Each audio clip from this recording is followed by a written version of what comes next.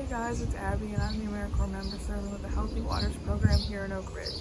I'd just like to welcome you all back to another episode of Wise Water Wednesday. For May's episode, we're going to be diving into the power of water. So we'll first recap on watersheds and river systems, and then kind of shift into how this movement of water over a surface can also move materials and carve away at and create some of the most well-recognized natural landscapes. And then we'll finish off with our craft, which will be a rain stick. I hope y'all enjoy. First, we're going to be talking a bit about watersheds and river systems and some of the basic terminology surrounding. I know this was talked about a bit in a previous video, but I just wanted to recap on it really quick. So first, I'll answer the question, what is a watershed? Well, a watershed is any area of land where all of the water within it will be draining or coming together into one body of water, whether it be like a large river or a lake or eventually into the ocean or something. So I have this little drawing here to kind of help me describe things, but watersheds are naturally separated by what are called divides, and those are typically areas of high elevation, but they don't always have to be mountains like are drawn here. These divides act as natural separators as water likes to flow in the path of least resistance, so that will typically be downhill following gravity or flowing through cracks and crevices between rocks rather than trying to flow over them. So if rain were to fall on the front side of the mountain that's facing you guys, it would flow down and this towards the camera, but if it were to fall on the back side of the mountain, it would flow down and towards me. And so these mountains here will act as a natural separator because the water on the front will never flow into the same water that is going to be flowing down the back. And so then we'll have two different watersheds.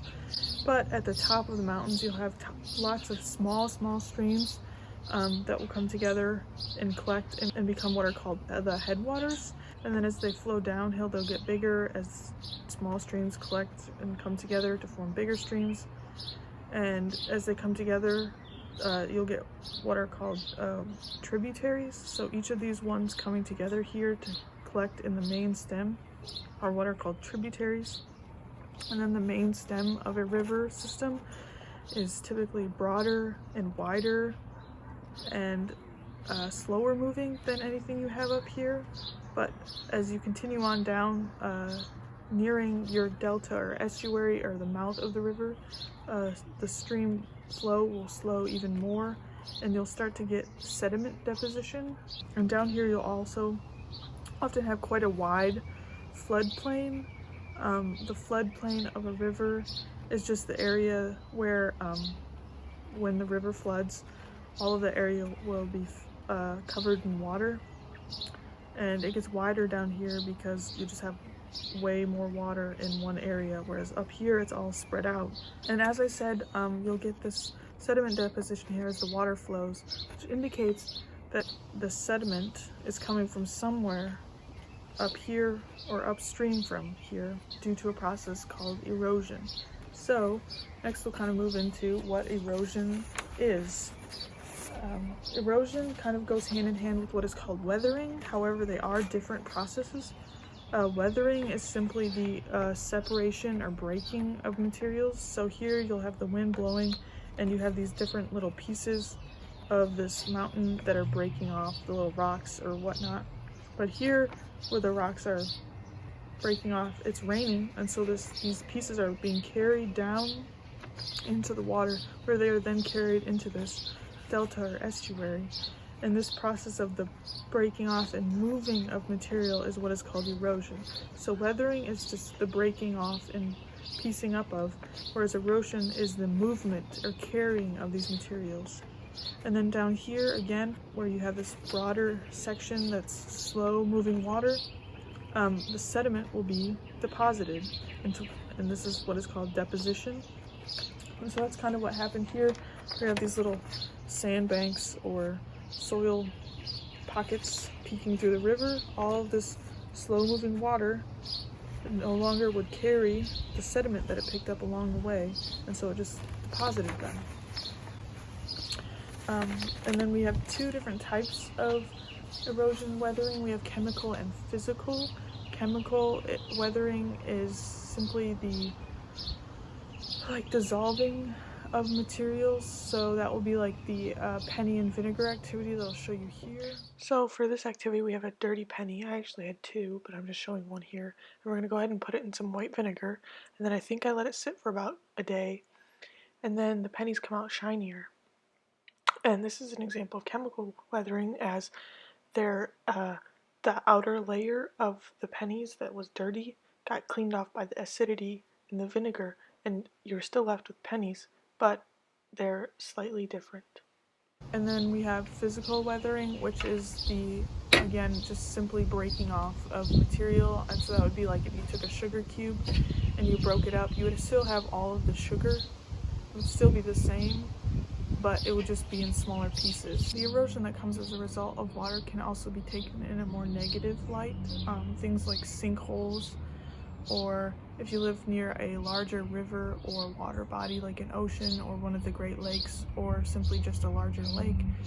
There's also issues with the edges of those water bodies eroding to a point where people's houses, or businesses, or other buildings are now sinking into the water body. While there is both positive and negative that comes from the water eroding things, it's often a quite slow process and takes many, many years for this to happen. So now that we know a little bit more about how powerful water is in shaping the planet around us, let's go ahead and move on to our craft. Okay everyone, now it's time for our craft, and as I said earlier, we're going to be making rain sticks, so I'm going to go over a quick supply list and then we can go ahead and jump into the craft. First, you're going to want a tube of some sort. I chose a paper towel tube, but you're more than welcome to tape a couple of toilet paper tubes together or use something longer from like wrapping paper. Next, you're going to want something to go inside to kind of limit how much of the substrate can fall at once, so you'll get a nice rainfall sound. I chose aluminum foil. They'll coil up kind of like this, but you can also use pipe cleaners or these little brass push pins that look like this. However, I found that those didn't block the substrate enough to get the nice rainfall. Then you're going to want something to cover the ends of the tube. I just have this leftover packing paper that I'm using, that I'm going to tie on with a string. However, you're more than welcome to use the bag that the rice and beads came in from the library, or like a paper bag from the grocery store, another plastic bag of some sort, just whatever you can find. And then, as I said, something to attach those ends, use whatever you're using for the ends. I chose string, however you can use like a hair tie or rubber band or tape or something. And then of course your filler, which, as I said, I'm using rice and beads, but there are a lot of options out there. So first we're going to start off by putting attaching one end to our tube, so then we can go ahead and start filling it with things. So I'm going to take my paper, rip it sort of to size. This little tail is kind of a little too big, so I'm just going to go ahead and rip that off. Wrap it around nicely.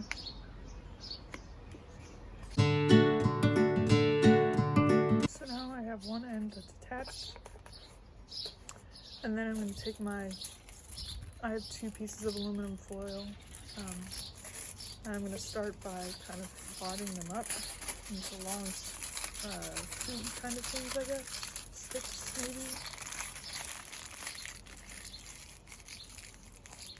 There's one. Go ahead and do it with the other one.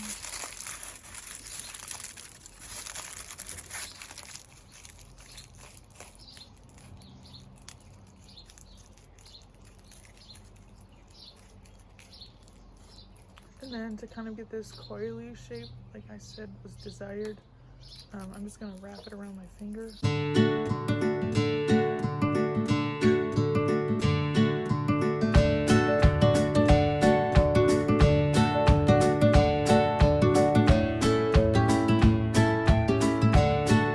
Now we have the aluminum foil in the tube, and we're going to go ahead and take our rice and beads like we have here. I'm just going to make a funnel out of paper. We're going to go ahead and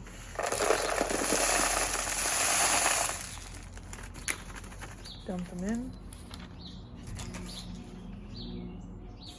And then we're going to take the other part of our packing paper or whatever material you're using for the ends, and we're going to wrap it around again.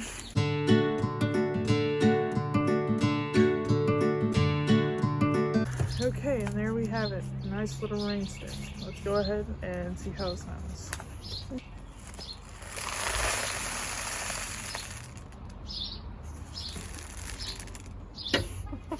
Thank you for joining me for this month's Wise Water Wednesday. I hope you enjoyed, and I'll see you again next month.